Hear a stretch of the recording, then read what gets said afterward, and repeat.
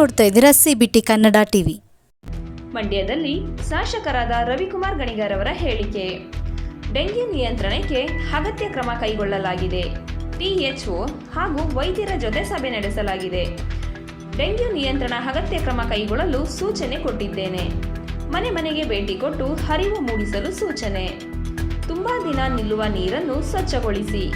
ಸಾರ್ವಜನಿಕರು ಕೈ ಜೋಡಿಸಿದರೆ ಮಾತ್ರ ಡೆಂಗ್ಯೂ ನಿಯಂತ್ರಣಕ್ಕೆ ಸಾಧ್ಯ. ಆರೋಗ್ಯ ಇಲಾಖೆ ಎಲ್ಲ ಸಿದ್ಧತೆ ಮಾಡಿಕೊಂಡಿದೆ. ಫ್ರಿಡ್ಜ್ ಸಂಪುಗಳು ಸ್ವಚ್ಛಗೊಳಿಸಿ. ಡೆಂಗ್ಯೂ ಹರಡದಂತೆ ಎಚ್ಚರಿಕೆ ವಹಿಸಿ. ಹಾಗೆ ನೋಡ್ಕೊಳ್ಳಿ. ಸಾರ್ವಜನಿಕರು ಕೈ ಜೋಡಿಸಿದ್ರೆ ಮಾತ್ರ ಇದನ್ನು ಪರಿಪೂರ್ಣವಾಗಿ ನಾವು ಡೆಂಗ್ಯೂವನ್ನು ನಿಲ್ಲಿಸ್ಬೋದು.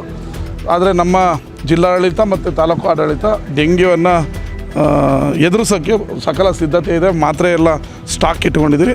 ಸಾರ್ವಜನಿಕರು ಕೂಡ ನಮಗೆ ಕೈ ಜೋಡಿಸ್ಬೇಕು. ನಾವು ಹೊರ ಆವರಣದಲ್ಲಿ ಔಷಧಿ ಹೊಡಿಬೋದು, ಮತ್ತೊಂದು ಹೊಡಿಬೋದು. ಆದರೆ ಮನೆ ಒಳಗಡೆ ನಾವು ಅಧಿಕಾರಿ ವರ್ಗ ಆಗಲಿ ನಾವಾಗಲಿ ಬರೋಕ್ಕಾಗಲ್ಲ.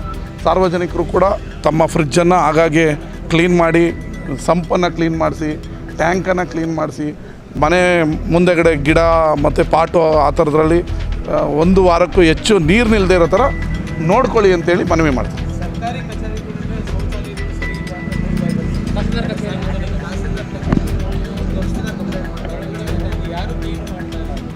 ಅದನ್ನ ಈಗಲೇ ತಹಸೀಲ್ದಾರ್ಗೆ ನಾನು ವರದಿ ತರಿಸ್ಕೊಂಡು ಈಗ ಇಮಿಡಿಯೇಟ್ಲಿ ಹೇಳ್ತೀನಿ.